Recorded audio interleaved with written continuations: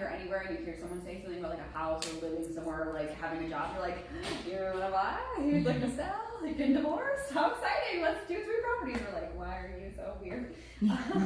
But one of the biggest things is you really want to do a personal brand. So no matter what, teams change where they're located, what brokerage they're with sometimes. So like, no matter where you go in real estate, it's a long career. Everybody seems to just go into real estate and never do anything else ever again because it's so addicting, that you want to have this personal brand built, that people know who you are, they know your brand, they know your face, they're comfortable with you. So brand is made up of a few parts. So first is your behavior. So behavior is the way that you act, and it's really what you're putting out there in the world, how you're interacting with your clients, what you're putting on social media, and yes, all of your opinions that you put out on social media. Be really careful because you are representing yourself and yourself as a business anytime that you make your own personal beliefs. So that's what we always caution people is, of course, want you to express yourself, but just be very, very aware. When you're so front-facing, in your face, you are the brand. You have to kind of give your own PR strategy when you're on social media. Reputation is what people perceive you as. So all you can control is your behavior. You can't control the way that's perceived. You can't control if someone has a bad deal, that something went crazy, it wasn't your fault, but they're still going to blame you because they always blame us, right? If something goes wrong. The accumulation is how all of this works together. So it's what you put out there, what people are perceiving it, and then how it's accumulated in their minds. And then there's the narrative. When you hear PR terms trying to like control the narrative, because they're trying to control what people are going to say, how they're going to take a situation. And then the last, and this all spells out brand, which isn't as visually pleasing without being able to see it.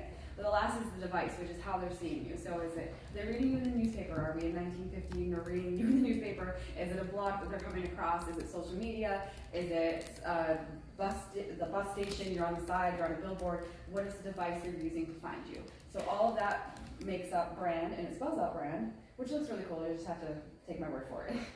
Can you share that with us? Yes, I will share this with you after. That way you can, or you know what, I could actually send you guys a link if you want to follow along. Sure. It might be easier that way. We'll do.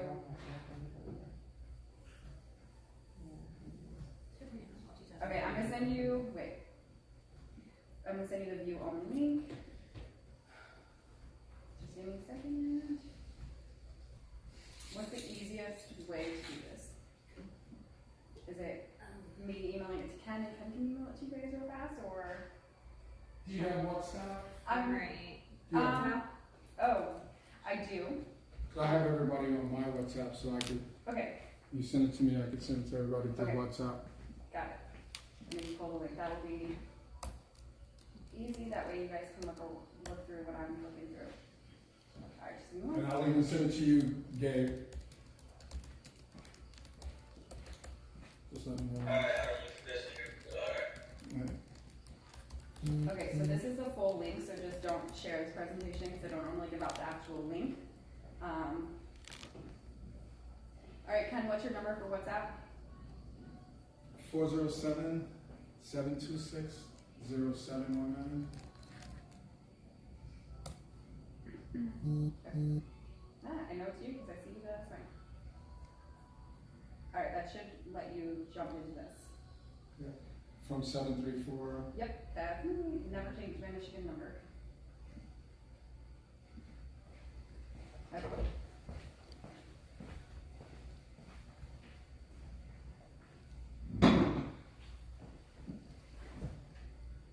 Alright, so first let's talk about what is a brand and why is there so much confusion around branding. So a brand, yes, all of these things are elements of a brand, but it's not your logo or product. Also, it's not the color palette. Branding has more to do with your mind than your eyes. So it's branding is how you get someone to remember you. And when they think of, so a great example of this is Celebration Tedford. Has anybody heard of us before?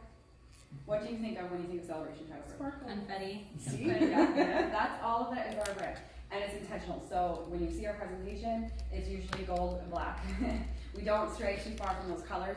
If you suddenly saw and like CTG suddenly rebranded and the whole entire Instagram was pink, you'd be like, what's going on? This is not CTG. So that's because we branded that way. We keep the same colors, we make the same style posts, we always have the confetti, we talk about celebrate, celebrate you, celebrate us, celebrate here, celebrate there, celebrate Lewis, celebrate Jen, celebrate Erica. All of our handles are celebrate with. So that's all intentional because it makes you remember us, and it makes you remember us celebrating, and it makes you think of confetti and good vibes and fun times and look at how amazing the classes are when the presentation works. Which I sent to everybody, so everybody should Perfect. have it up. So branding is about remembering and recognizing your brand. So if you do this right, you'll be able to start to kind of become bigger than your own self. So people will start to know you, the way you do business, what you're really good for.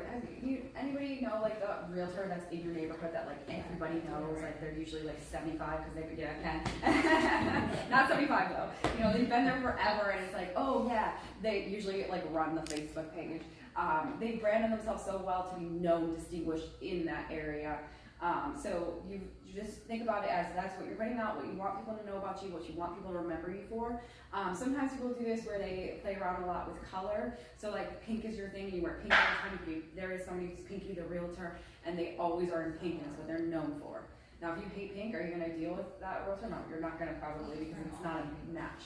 So that's the other fun thing about branding, is that when you put your brand out there and when you're all over social media, you're showing people who you really are, and you're doing an authentic brand, and you're really getting people to get to know you. They feel like they know you already before you have that first meeting, and they're already hiring you in your mind, because you're walking into now that first listing presentation, that first time meeting the buyer at the coffee shop. Instead of it being like a cold entry, it's a warm entry, because they already know you, they followed you on social media, they see your brand, they know what you're about, and it's more of just like a hi, you already hired me, now let's just talk about it. So it lets you kind of take people from cold to warm. I highly, highly suggest anytime you meet someone that might potentially be a lead, you get social media and you get very social with them on social media fast. That was years ago. I met a realtor, and then like a year later I thought about doing my own, and this realtor had stayed up with me, liked every single one of my photos, and we became friends, and she was really cool, but I liked that she liked me so much. I was like, oh, she really likes me, I'm gonna use her, because she stayed top of mind, and it was so easy. All she did was she just kept liking my photos, and I paid attention. I was like, oh wow, she's like all over my social media, she's like a huge fan of me. Was she really? I don't know, maybe. Maybe it's just a strategy. No, I'm kidding, she was a fan. So your brand is more of a person than a thing. People connect with people, not a product. So no one's ever going to connect with you just because you're a realtor. They're going to connect with you more on why you're doing it, the way you do it, the style. They're going to like you for you. So think of, if you hire someone to do your roof, and the first person you come, you just like vibe with right away, and they're, you've got a good connection, you get a good vibe from them, and they do it, and they send you a quote, and then someone else comes out, and they're just like stale, and you just don't like them right off the cuff. Even if they're a little bit lower, as long as that price is like relatively in the same ballpark, which it probably will be, you're gonna go with the person you like, right? Mm-hmm. It's the same thing. You're gonna have these repeat clients if you have that energy match, because they like you already and they want to do business with you. People want to support you. You don't want to. How boring would it be if you hated the buyers and you had to go take them to 40 different open houses and spend 50 months looking at all the houses, and they don't like this, and that would be horrible, right? We want people that you actually want to work with. So we want to build a brand based on who you are, the kind of business you do, the way you do business, so that you naturally gravitate towards clients who want to do business the same way you do business, and then it's a good fit because they like you, you like them. We don't want to be miserable, right? That'd be horrible. Real estate's already a crazy enough job. I don't know why you guys do this. I mean, I get it, but like, this seems hard. So branding is accumulation of experiences. So it is the logo and design. It is your customer service. It's your social media. It's your videos, your open houses, your listing presentations. Everything that you're putting out there is that accumulation of experiences, and that itself builds a brand. Now, I'm going to say this, and I'm just going to say this no filter, right? I can swear. Okay. Go for it. Don't build a brand on bullshit. People can, now everybody's so savvy, they know if you're actually charitable or not. They know if you actually believe in what you're saying or not. You can't really fake a brand these days because there's so much more awareness, people really understand, and social media kind of gives that filter. And that's where people get into trouble, is if you try to make this big brand and it's like, I love charity and I donate all my money, but really on the weekends you like kidnap puppies as your side job. That's not going to add up, and people will figure it out quickly. So we want to make sure that you're building an authentic brand based on who you really are, what you really believe in. And it's okay to believe in what you believe in. It's okay to have values and to have whatever view you have. but build your brand based on it, on what you actually think and do, because it's gonna make it a lot easier. It's gonna be hard if you build a brand and you don't actually believe in it, and then every single day it's gonna make it harder to navigate in that world. And then also, if you put out a different self than you really are on social media, and then that person meets you in real life and it doesn't match, that's when it gets hard too, because then they've had this picture of who you are and you're not really like that. And like, can you imagine if my videos are really high energy and then you meet me and I was like, hi, this is Emo Celebration, and we're okay. I don't even like confetti, honestly, if I'm being honest with you. Like, you'd be like, what is happening? And I'm like, pink sucks. It's not my favorite color. You gotta make sure that you're really putting out there. It's gonna help. Oh, we got something on. It's gonna help to just like bridge that gap. And I've seen it time and time again with these big agents that are really good at social media and they really show who they are, and then they say that they don't even have to really go on, it's not a listing appointment anymore, it's like okay, we're gonna list your house, here's what it is, because they had that first step, they had the introduction, and the people that stayed with them on social media continue to stay with them because they like them. So make sure you lead in your social media, personal and professional. Because you want to show what you really like, what your life's like, and it helps people. No one wants to just follow a real estate account. They want to see a little bit more behind the scenes. That's when you can showcase all the crazy things that happen in your day, and eating lunch in your car like I just did out there, and I put it on my story. Was like, anybody else pack your lunch when you're going to be from appointment to appointment and eat in the car real fast? Like, all those things are relatable, and all of that's going to help grow those people who want to do business with you, because someone who follows you today might not even know that they want to buy a house. But 6 months from now, something might change and they have gotten a promotion, or you just gave them so much information that they realized they could buy a house. So think about that too, that like you're taking people from cold to warm and you're keeping them that way on social media. All right, elements of an internal brand that's not built on bullshit, okay? Purpose, vision, mission, and value. Internal brand is not meant to be created to post on social media. I tell people, look at how purposeful we are, look at our mission. Internal brand is internal first, so that you can do it with authenticity and with commitment. So we have a really strong internal brand at Celebration. And we have a culture calendar that we do, that marketing creates, where we come up with silly little things that we're going to do as a team. And we do team bonding exercises, and we believe it. And we have a really fun time doing it. And it's internal. And we don't usually show that outside because it's for us. But because we all buy into it, everybody's happy at work for the most part. I mean, you can't be happy every single day. But, everybody has a good working life at CTG. So then externally, our celebration goes further, because when you walk in the office, you feel the vibe. And when you're greeted by someone who's like, hi, welcome, how's it going? Happy celebrating, we're so excited. If we pass someone in the lobby, you usually say, congratulations, because you know they're there for something, you don't know what, but we always celebrate. But if you came to CTG and we were like, look at us, we're so vibey, and then it was like, hi, have a seat, okay, and I walked past and was like, you again? Like, it would not fit what we say we're about. So you have to build a really good internal brand, mean what you say, build all of your communication to be that way, your experience to be that way, and then keep it all intact with your internal brand that then leads to your external brand. Especially think about if you're ever going to bring on like an admin or somebody else who might handle calls for you, the way that you communicate, the way that you want everybody below you to communicate too. That's all part of your brand. I do have a brand book. It's going to be hard to show you here. So I'll just read it. Our mission statement at CTG is experience-driven originals focused on redesigning the closing experience.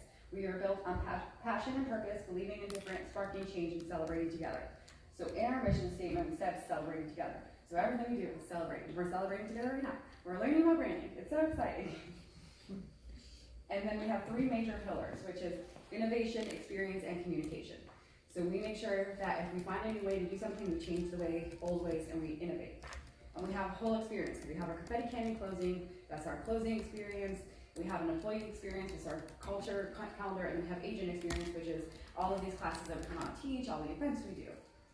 And communication. We over-communicate, we have close symbol, it's an automatic email, so all 3 steps of the way you get, we call it our confetti tracker, like a pizza tracker, but for confetti. And it's like, this just happened, now this happened, now this happened. All right, we're gonna go to confetti now, let's schedule it. And you get these automatic emails because we believe in communication, and we know as agents, you want to be over-communicated because no one wants to call, what's going on with my file? And then you're like, I don't know, let me check. You just have to check your little confetti tracker. Cute, right? So those are 3 major pillars. So we made sure to drill that into every aspect of our business. How is this innovative? How does this create experience? And how does this give over communication? And then another side of branding that's important is your tone. So one thing that I always suggest people doing this, what we did when we built our brand book, is write down who you are and who you're not. Who am I, who do I want to be, and who am I not? So one thing that was really important for us is we celebrate, but we don't want to be party people. Because there's a difference between celebration and like being known as like the party goers. So we always say champagne, not vodka. We're champagne, we're not vodka. We are not like, you know, you're not gonna see us on the table. It's a celebration. And that's like something that was very important to us with tone. But same like for my own personal brand, when I'm on social media, I make sure that my tone, like, it would be very off brand if you came on and I was like swearing and like, you won't believe what you said. Like that's just not, yeah, you know, maybe I'm the close friends. But write down, if you write down, it starts to guide through those pillars and helps you create this own, your brand book yourself, is if you really sit there and you intentionally write, I am and I'm not. I want to be trusted. I want to be humble. I want to be all the things that you want to be and all the things that you don't want to be. So think back, bad experiences you had with somebody. Bad experiences of why you didn't hire somebody. Bad experiences of why you didn't work again with that vendor, even though, you know, maybe whatever happened. Why did you not want to rehire them? So think of what makes you like somebody and want to work with them again, and think of what makes you really turned off to that person and not want to work with them again. And that's also another way that you can help build that customer experience. Because if you check yourself and you go through and you say you have a transaction that goes sideways, it happens, especially in this market. It's crazy out there. If you go back through and you're like, okay, maybe like all of these fell into line of who I want to be and the tone I want to be, but maybe this one thing I accidentally used this tone, or this is when I went wrong. You can start to identify that and tone into your, like, this is how I work through these situations. And then in one day when you're all mega agents and have a huge team below you as well, that's also what you can pass on to them. Like, this is how you handle the situation, this is how we don't handle it. This is what I want you to respond to this situation. This is what I don't want you. Don't want you to ever tell them that they don't know what they're talking about and you're right and they're wrong. You know, those kind of, any feedback on that? Ken, or anything you want to add? No, except for the part, and I'm not sure if you're gonna go deeper into it. I think the biggest issue that I see in the real estate business is so many people are afraid to be themselves. Yes. They wanna just do the cookie cutter real estate agent thing. I was teased with that fucking homes and shit that. But anyway. That's my thing, is that, you know, so I was going to say before, a question of how do you get people to understand, just like you said, it's good that you want to improve, you want to be professional, but professional doesn't look the same anymore. I mean, we're coming to, you know, when I started, it was, you know, to be on the stage, it was everything but a pinky ring on. It was a suit, it was this, it was that, and professionalism has changed. So I guess at some point, when should an agent be comfortable with who they are, be aware of who they are and be comfortable with it, and knowing that they can get enough business coming from that? So I think that that was a great point, and I think that goes into the share who you really are. Right. Like, don't build this random bullshit. If you really, like, if you're gonna be someone who you're gonna swear in real life and you're gonna swear when you get done, and the stupid agent, and that's how you're gonna communicate with your clients, that's okay. Because like for me, I tried to be PG, I cannot be PG. You know, it's just not for me. So if I'm in a situation and it's stressful and that's how I'm gonna also react, it might be funny for me if I see a realtor on there and they're like, "Would you fucking believe what just happened to me?" Like, I might resonate with that. So just remember that there's always gonna be an audience for you. Like, there's always gonna be an audience, because you're not the only one who has those opinions, and you're not the only one who thinks that way or dresses that way. You might not want the suit. That might be intimidating, because I might show up in yoga pants because I haven't showered and I have 3 kids, guys. I'm tired, okay? Maybe I want to show up in yoga pants and that's how I want. So I'm going to resonate with someone who shows up more authentically, you know? Like, yeah, because that actually happened to me, because we're around here, around Disney, most people are on vacation. Yeah. So I'm showing up in the whole suit and everything, and they're in flip-flops, and the whole time they're apologizing to me because they kept saying, you know, oh, I know this is a waste of your time because we're looking at $100,000 condo or something like that. And I was giving them the impression like I want to be like in $1 million home. And the whole time I'm just really just telling them it's okay. This is just who I am. I'm former military, and it just never connected. And I actually started getting more business, the more comfortable. I don't want to say relaxed, but just comfortable is what people want. Yeah. So I guess my question is there like I don't know, do you have one, or just something we can Google, like a get to know yourself? And I think that's what it is. Like, a lot of people just don't know. Is there like a list that we can do, to identify who we are. Yeah, I've got a little bit that we'll walk through this that hopefully will start to hone in, but I use myself as a personal example because for me, building my career here, like I wanted to be taken serious. So there was a point in time where like I would only wear black and I was like so freaked out about what I wore all the time.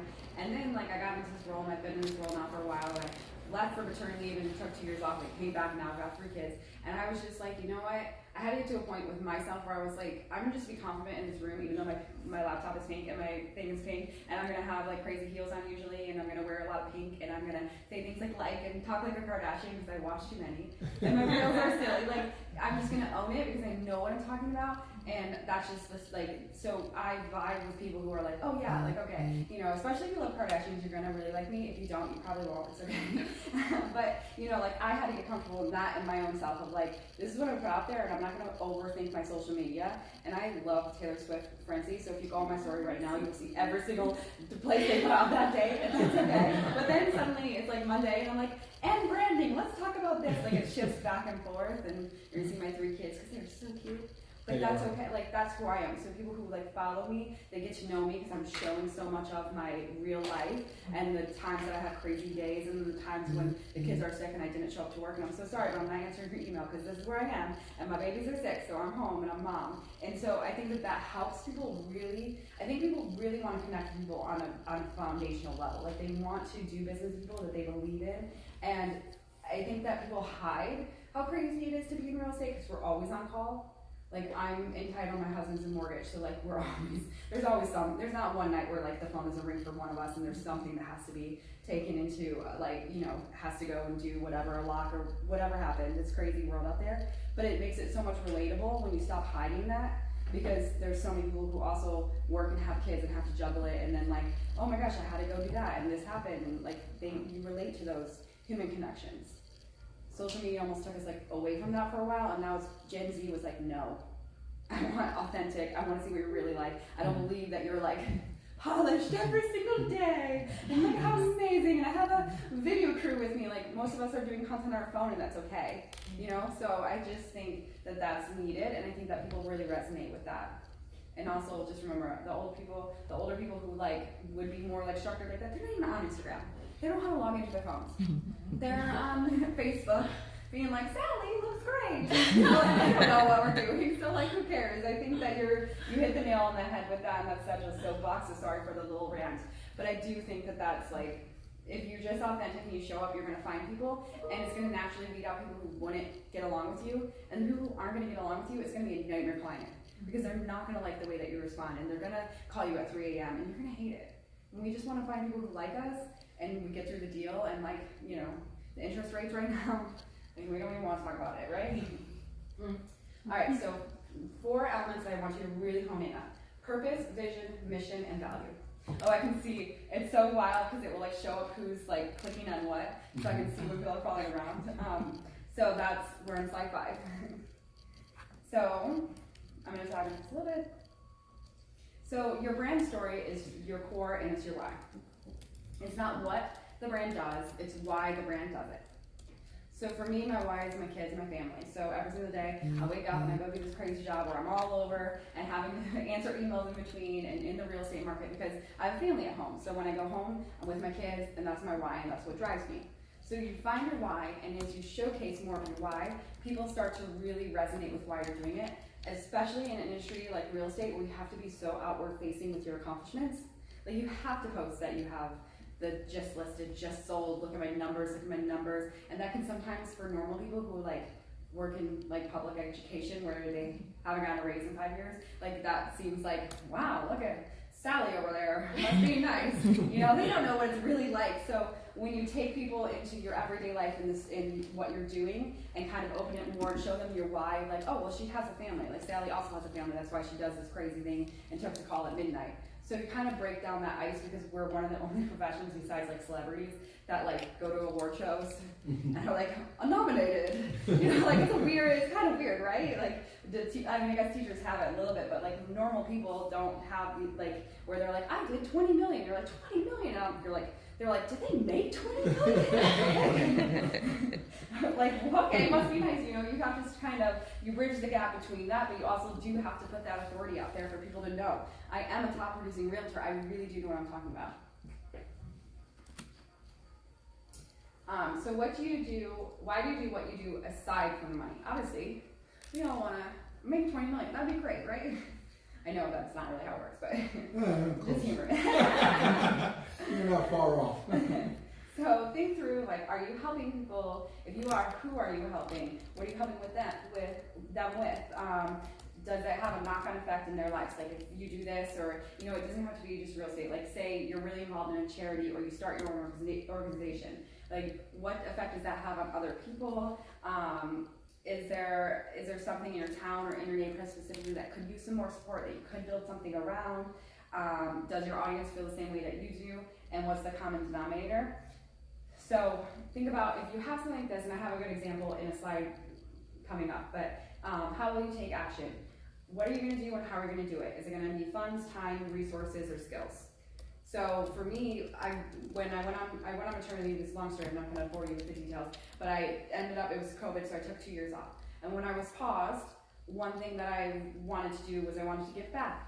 But I was like, well, I'm not making money right now, so I can't just like write a check. I don't have 20 million to like, here's money. But I am a marketer. So what I realized was there was so many like local nonprofits that don't have anybody who's willing to do social media posts or show them how to do it. So I got involved in that way and gave my time, because and I'm not telling you this to be like, I'm a good person. I just swear there's a point.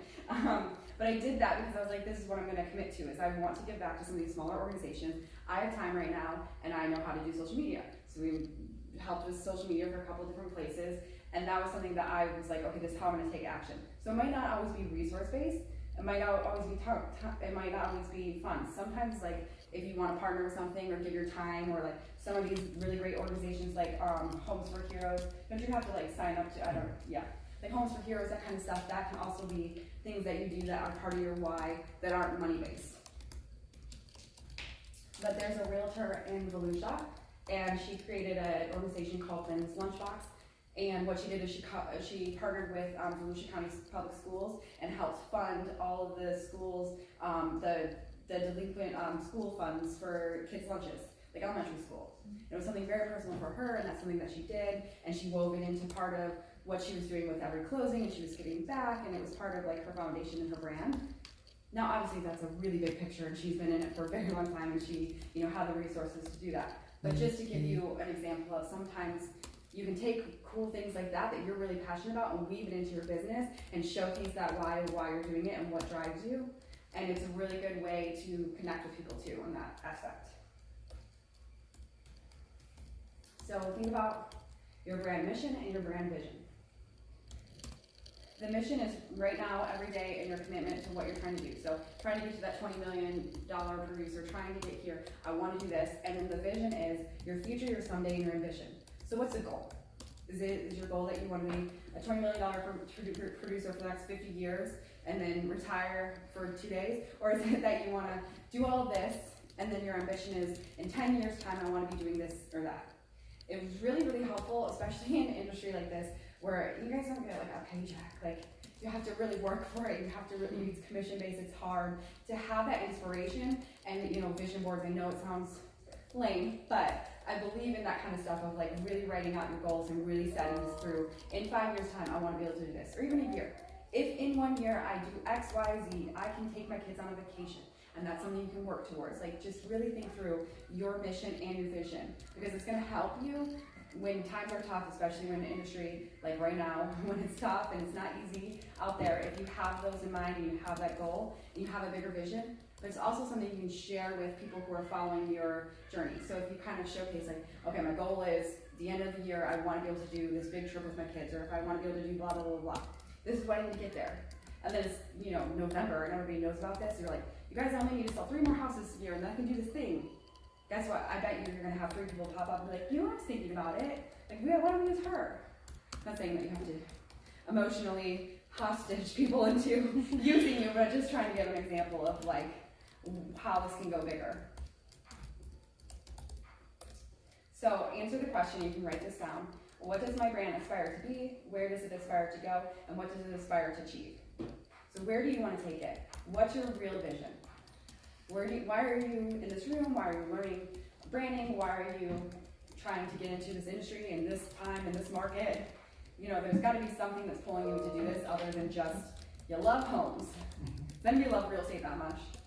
Like, that you're like, yes, this is like, you know, there's another reason. A lot of people get into real estate because you just really love working with people. You're really good connectors, you're good, you have a good personality. Like, that can be a bigger drive than just real estate. Like, you love to help people.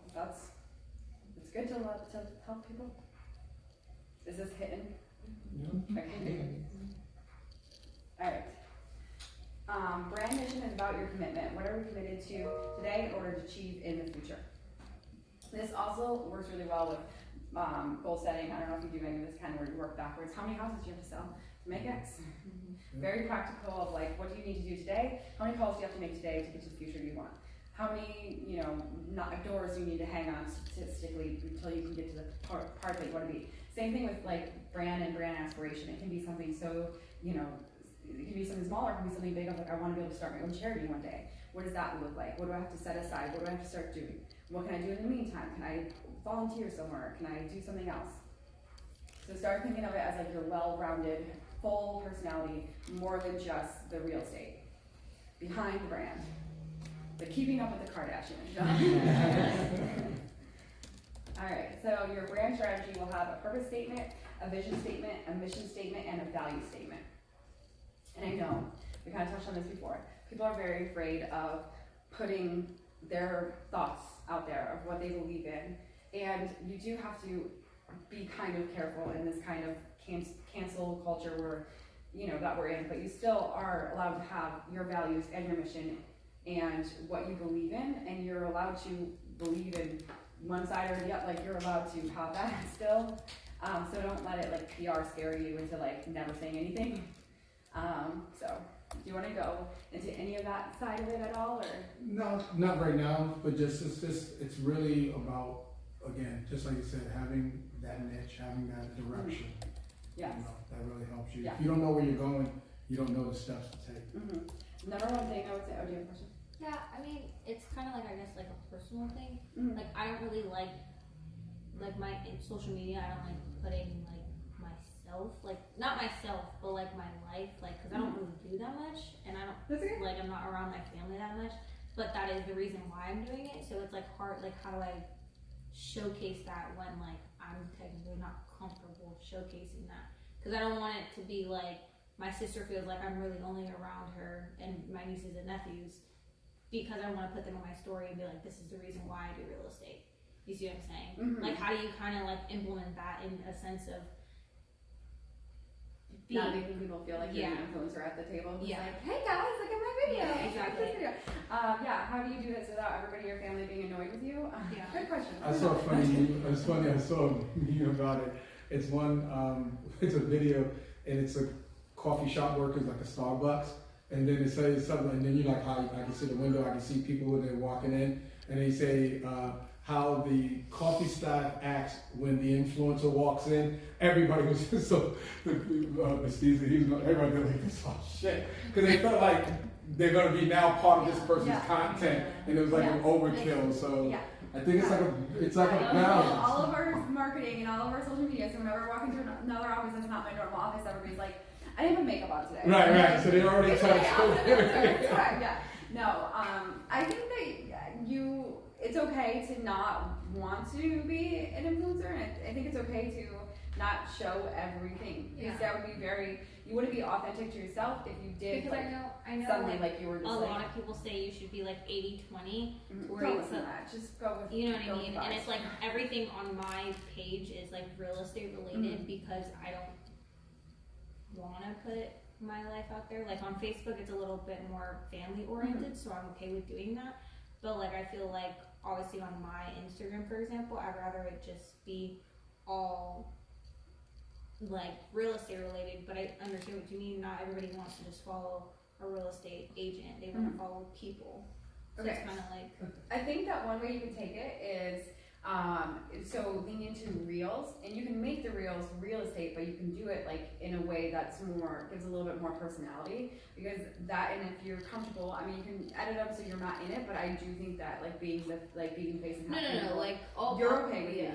Then I would find some reels that you think are funny, or you think that you could switch and like put a little bit of a, you know, your own spin on it, and I would do reels, because then it's still real estate based, so it can be funny, and it could, I mean, I do the Kardashians all the time with stuff like, you know, okay, so basically kind of keep doing what I'm doing. Yeah, just focus. I just didn't know if it was like, you don't have I don't have like that that, like I have a why. My why is my family, like of course to like be able to provide something to them. But obviously, how do I show? I don't know how to like showcase that. Besides, do you ever like talk on your story? Like, do you yourself feel comfortable? Because you could do it that way too. You could just like every once in a while talk about how much you love your family. Just to genuinely talk about like, oh my god, like maybe you don't want to show your nieces or something, like, you know, but maybe you want to talk about something funny they did, or like something that like kind of like showcases that. Because I get it. I get weirded out too. Like especially if I ever have a time where like more people start following me and I don't know them. That I'm like, I don't know if I want my kids that, because you hear all these horror stories, and like, do I really want to put them that much on social media? So I think that that's okay too. But you can like, I guess I would feel like more comfortable like putting those type of things like on a story instead. That way it's like, it doesn't have to be, it doesn't have to live in your feed, it can just be in your story. People will watch your story. People are more in stories than they are anywhere else anyways, because it's like updates. That's how I do it. I mean, my feed is usually, I'll forget about it for months on end, honestly, unless I'm like tagging it with CTG, just because not everything makes it to the feed, but I will consistently post on my stories, and that's where I interact with people the most, because they're more likely to DM me that way, because it's more about like an open conversation. So I would lean into that.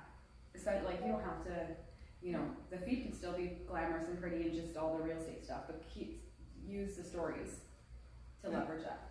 And I think at the end of the day, as long as we're aware of what we're doing, what we're not doing, and what it's costing us, or what, you know, and I think if you're okay with that, I think the biggest thing in my position, talking to agents and mentoring and coaching, is don't force yourself to do something you don't like, but challenge yourself to do what you need to do. Because you want to, just like you said, like you don't have to announce the you know, just like I said, put people, you guys will always, you probably see me rarely, my wife, my actual family, because I choose to put my business family out there more than that, you know, more than anything else for that same reason. But I think at the end of the day though, it's really about expectations and effort. So as long as you say to yourself, like when you hear people give, that's why I'm like you. I don't get, I love numbers, but I'm not into statistics. The reason is that because it kills me when, say, the media says, oh, the market's going great, like the unemployment rate is going good. Guess who it's not going good for? The person who's fucking not working. So it's perception, and that's been my scary thing with social media. It's very perceptually driven, but what I also love about it, it takes information and gives it to the lap of the people so quickly that you just have to, whenever you choose whatever our brand is, and when we're done with Erica, we just have to sit with ourselves and use something other than our feelings. You know, so that's why when I hear agents say, I don't like, and I jokingly say, well, good, because you're not invited to the next chapter of your to-be life. You're going to have to give up having certain thoughts that you have today to get to the person who's going to make the consistent money, who is going to change their family. So just use you for example. So you don't want to, but let's just be honest, you will need to change. I'm not saying you have to do that, but you will have to make changes. So don't be so strong on yourself to just constantly do the old, I'm not a morning person, I'm not this, I'm not that, I'm not this, I'm not that. Just don't do it right now. Because that's the thing I would probably say, whatever you do, be comfortable in doing it. So you say to yourself, okay, I know I'm risking this, this, and that for this part of my life to stay sacred, I'm not there yet, I'm not going to talk into something I don't have, but what do I have? How can I make it up? And I think this is the part where I'm glad that we have these kind of environments, because it takes social media more than just, I stereotypically go, when I got time to play around, then I'll get on social media. But if we add this, add your thoughts, put numbers to it, put a business mantra to it, you may be saying to yourself, boy, am I wasting time even worrying about something I don't even need to do? You may not, I mean, you've talked all the time. sometimes you say, so I'll just include and partner, and that's why I love that one graph you showed us. What are you going to do with your time, money, and stuff? Sometimes we're missing the biggest part, alignment. I don't have to do it, but shit, I got a natural butterfly who will talk about everything, and I stay on my strength, and I'm the behind the scenes person, and I stay that way. Everybody had to come out and say, no, everybody don't have to. Now, don't come and talk about how you are not getting the results of somebody who wants to be out of the show. Then that's where it's unfair. But I think, like, I know for me, I'll change it up to where, like, I use the old saying, if you don't want to make calls, you don't have to. But what else are you good at? That's going to bring money, because if money is what you want to make, you got to do something. And I think it's the same thing with social media. I think it's not just one driven way no more. Yeah, and I love it too. Like, the worst social media strategy you could ever put together is the one that you hate. And so if you hate it and you're never gonna do it, then don't do it. Don't do it. Like that, and that's something I know. I'm probably like the worst person to teach about social media ever, because I always tell people, I'm like, if you don't like it or you don't want to show that, then don't do it, because you're never going to do anything and put it into practice unless you're actually having fun. So like, make realistic goals of like, it doesn't have to go from like, if you've never posted before and you're like, I'm going to post every single day. You already set yourself up for failure because you haven't been. So let's start with 1, and 1 might not seem like a lot, but 1 is better than 0, and then it becomes 2 and 3. Like, really think about, this is your business, you're the owner. How do you want to run it? What do you want to be known for? And then if you work backwards, like, I really want people to, when they think of me, I want them to think of like kind and funny and loves pink. Okay, how do I get there? So how do I make sure that I run a business that's kind? And how do I make sure that like I am funny? I'm gonna have to go to like comedy school or something, you know? And like, obviously, like pink, I'm just gonna have to invest in pink so people know that about me. But you know, like, it can be silly things, but like, what is it that you want people to take away from their experience, and then you build it around that. You want people to feel warm and fuzzy, but at the end of the day, you're talking to your customers, you're like, I don't know, Ron, blah, blah, blah. Like, you're not making them feel warm and fuzzy. And a really good way to gut check this is Google reviews. Because if you thought that it went really well and you get a bad Google review, go back through and really look at how is it being perceived versus what I think I'm putting out there. And sometimes it's not in your control, because sometimes something happens and the lender dropped the ball or title dropped the ball and someone did something where it made it go sideways, and that's not your fault, and you'll always be the scapegoat because they're the ones whose name they know. But if it is something that you can honestly check, and maybe it's the opposite, maybe you go check your Google reviews and everybody loved you. You're like, okay, I'm doing something right. You know, wouldn't that be awesome? So like, just really think about who you want to be, and then also pick your own path. There's not one linear way to success, especially in real estate. Otherwise, every single agent would be the exact same, and everybody would make $1 trillion. Like, you're going to carve out your own audience. You're going to find people who maybe they also don't love social media, but they're just on it, and they come across you and they like the way that you do it, and they don't want someone who's so like out in the open. Maybe they don't want, you know, you'll find people who find you. That's what's really good about social media, is that algorithm finds people who like similar stuff to you, similar ways, similar posting styles, and they put you in front of them because they're trying to make people have an audience, because that's how they get all of our information and advertise to us when you're engaged on a platform, right? They want you to stay on it. They want to find videos that you're interested in and put you in front of people that you're interested in. So if you put if you are authentic on social media, you're going to find people who like you naturally. And it won't be as hard. Still going to be hard. You're still going to have to wake up and do the work, but it makes it a little bit easier.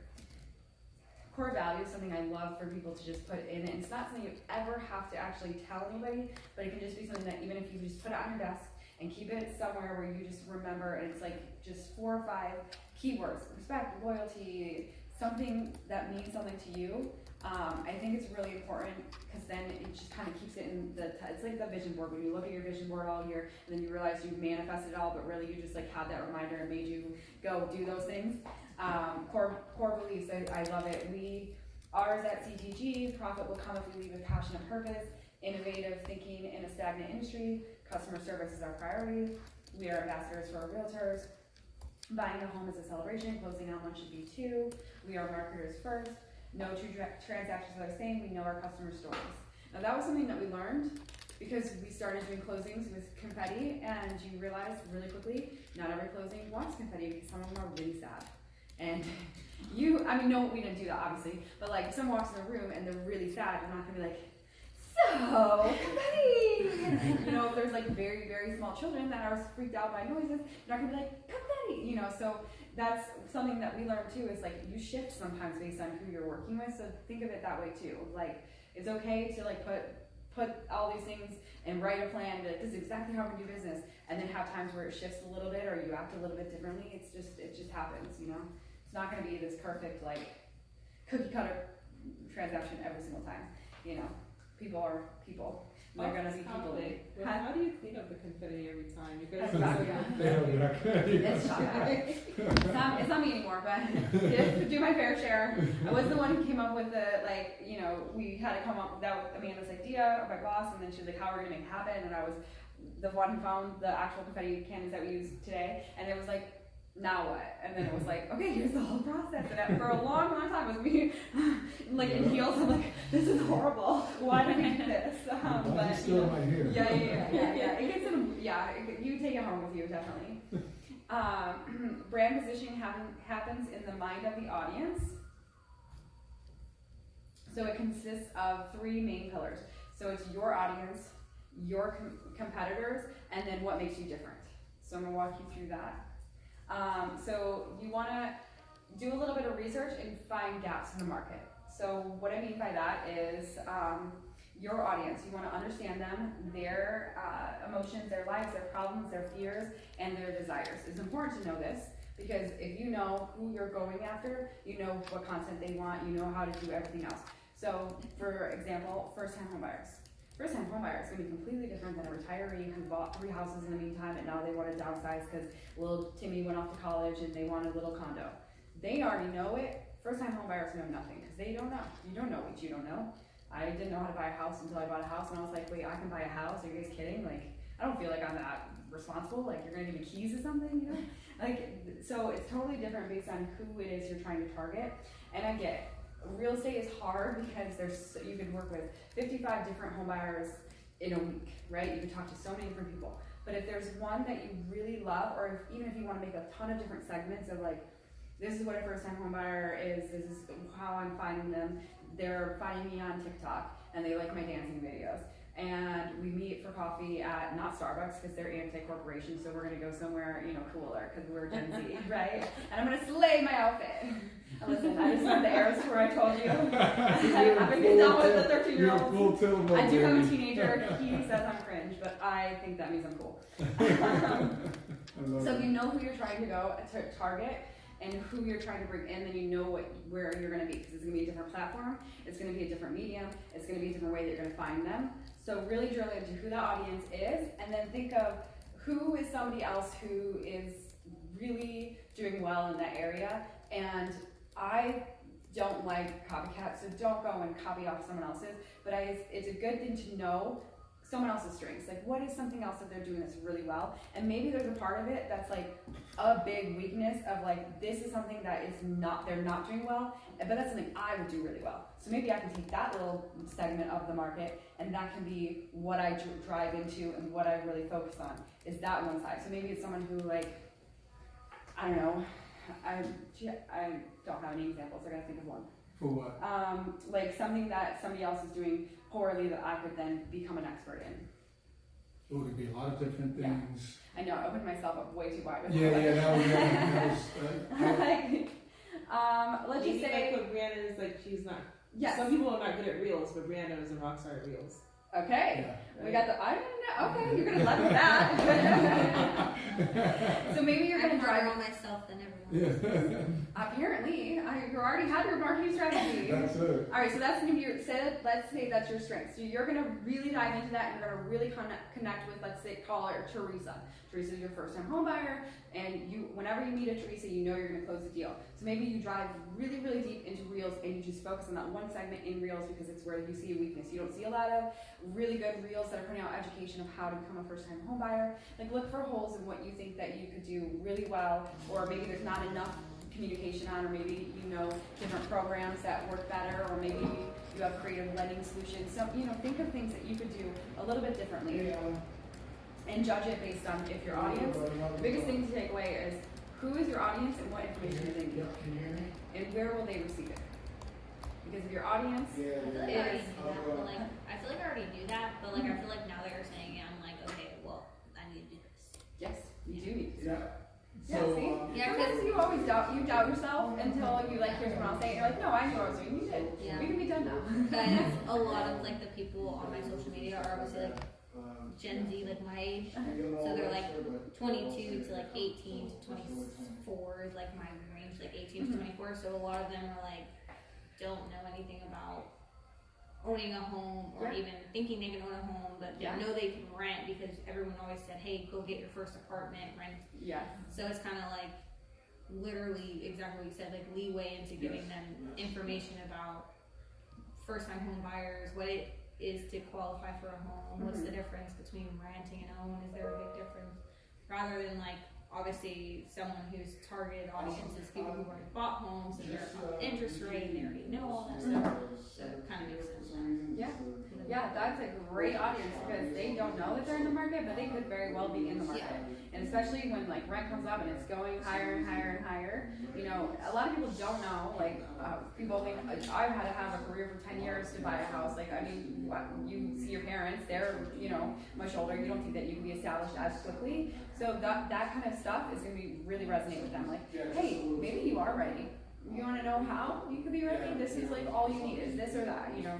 You can break it down like that. But if you already know your audience or you have a really good audience on your social media that kind of found you by chance just because of your age or wherever you are, like drill into that too. That's a really good strategy. It's just they're already there, they're already following you, and just show them that they are customers, they just don't know they're customers yet.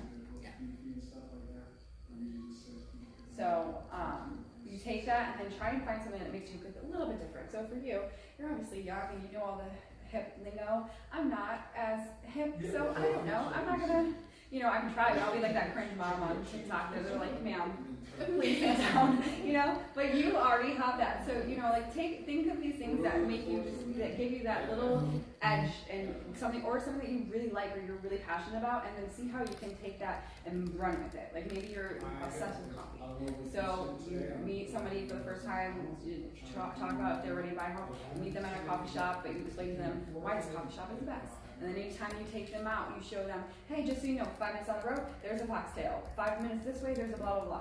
And then you go to closing day and bring them coffee. And then on the first anniversary of their home, you send them a little coffee gift card. You're like, oh, that Java realtor, she's so silly, you know. Anytime you think about it, they have like a mug that has your face on it or something. Like, it's something that you love, that you automatically like have in your life that you already know about, but you're bringing that something like that that's one of your passionate pieces and putting it into your real estate business. And then that's a really good way to stay remembered, you know, because they're gonna be like, oh, that chick that gave me the mug with her face on it, that's our realtor. Like, I don't need to remember her name because it's on my mug in the morning and she sends me coffee, you know.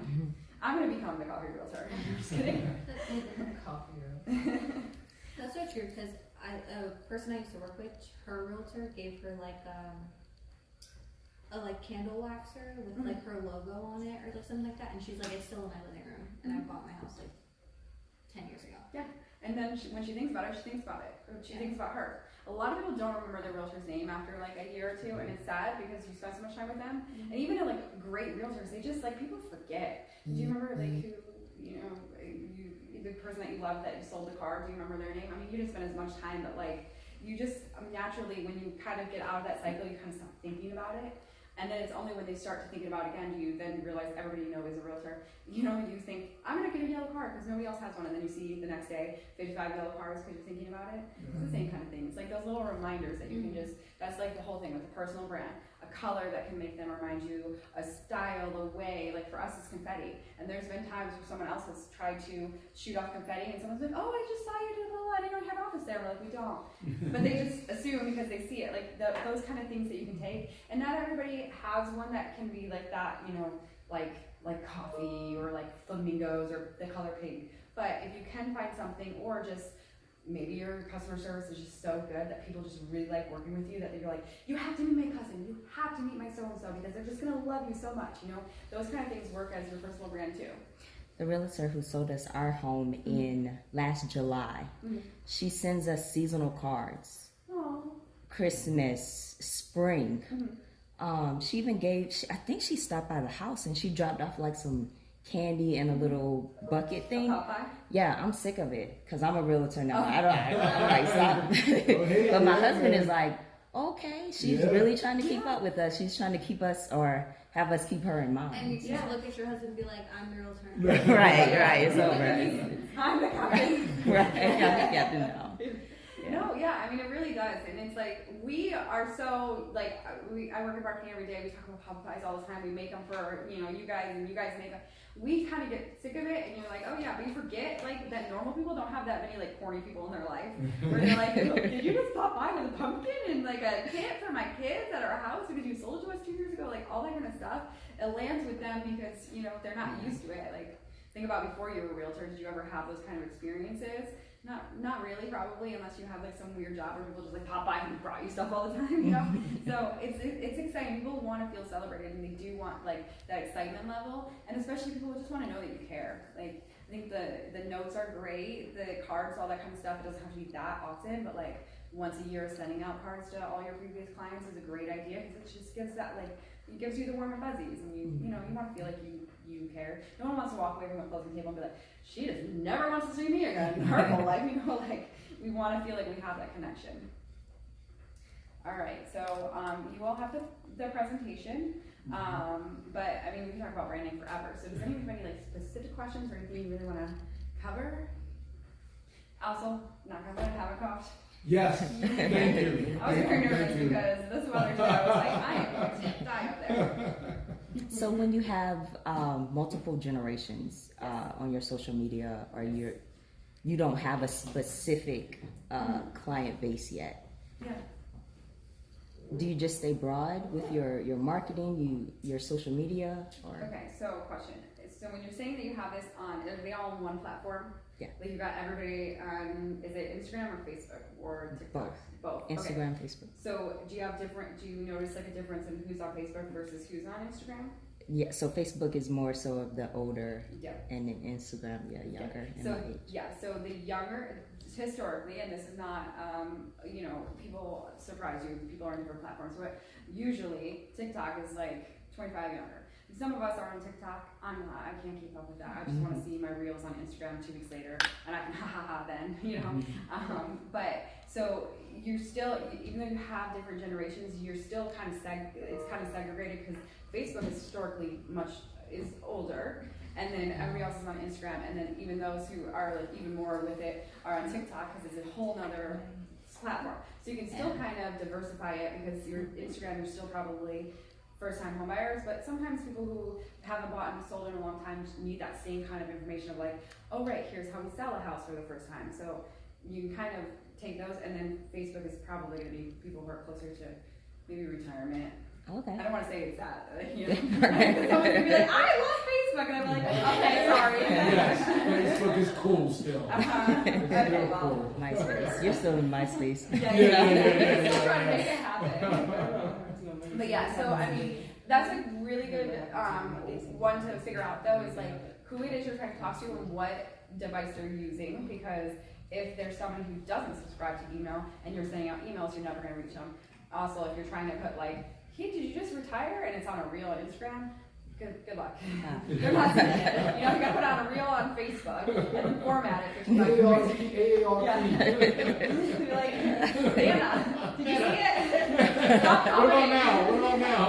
Yeah, so I mean, it's still kind of, until we all go to just one social media, it's still gonna have that, but just know who you're trying to target and where you're targeting them so that you know what kind of content to put on each platform. Gotcha. And stay true to yourself. Yeah. Have you heard of Threads? Yes, and then I just recently updated, like as of like this morning, where I noticed where it has like the threads when you're scrolling and you can click them and it takes you. I think it's just like Twitter, the new Twitter. It's like Twitter from Instagram. I just made it the first time around. I don't think I'm gonna do it this time around. That's one thing too. Like Celebration does not have a TikTok. I do not have time for that. We run 8 different social media accounts because we have franchises, so we're in different states. I can't. Don't ask me to do that. Like, it's fun. I know it's so fun. But like, but it's also dangerous. Maybe next year when we have more than just like 2 of us on the marketing team, we'll take on TikTok. But like, what I always tell people is pick the ones that you think are going to work the best for your business and get really good at them. You don't have to do all of it, but get good at the ones that you're going to use and use them. I just post everything on Instagram and then I just save not to. Oh, TikTok. Yeah. There's an app that takes off the watermark from Instagram. Well, not the app. I use like it's called like Instagram Downloader on like Safari, and then I just use that. And then there's one for TikTok too. It's like SSS.TikTok. Ooh, what is that? Because I never want people to like be linked to my TikTok because it's my personal TikTok. Yeah, you just like, take your watermark off. Okay, I need to find out. She knows all this stuff. Yeah. You got Android? Because now that I know it, like I want to tell everybody, like I see someone like a business or something like post a TikTok like on their Instagram, and I'm like, can I just it's easy too. This is the website you can take the little pinkies off of. They're gonna think you're one of those bots who's like, I just got rich. Yes. Definitely remove the watermark. All the platforms hate when you take stuff from other and repurpose it. Because if you take the watermark, like when I first started, I was trying to do TikTok and I was like, ugh. So I would download it from TikTok and I would have the watermark and I would post it on Instagram.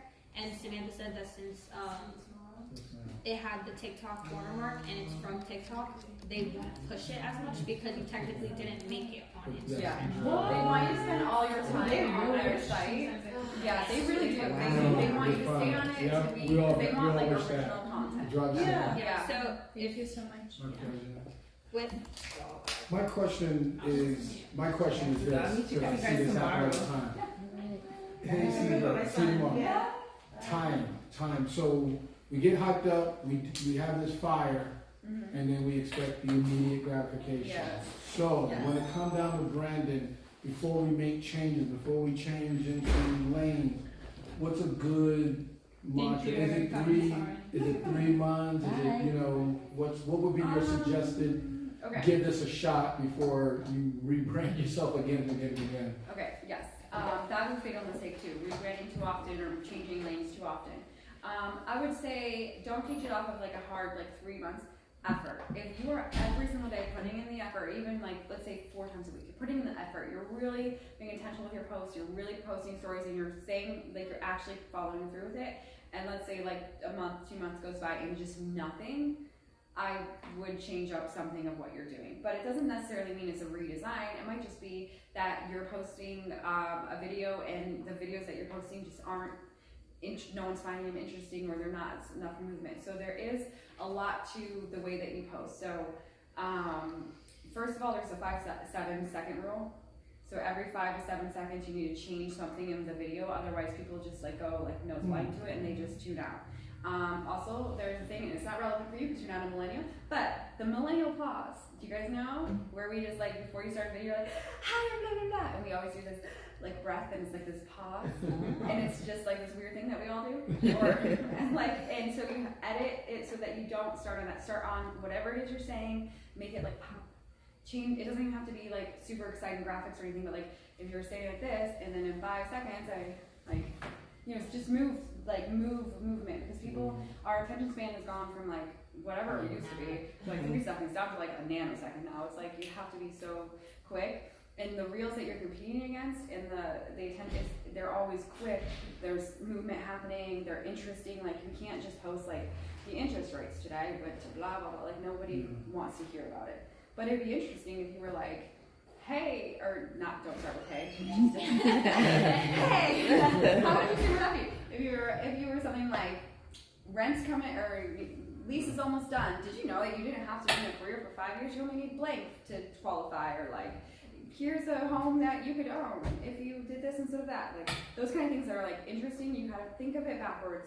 What is somebody who is in that mindset, first time home buyer, retiree, whoever it is, what would they search for? What would they be wanting to know? Or how can I serve it to them in a way that they don't know, that I know, that they know, that I know, that they want to buy a house? They haven't put it together yet because they don't know they can buy a house, or they don't know that they have equity right now. So they could get that new house out of the starter home.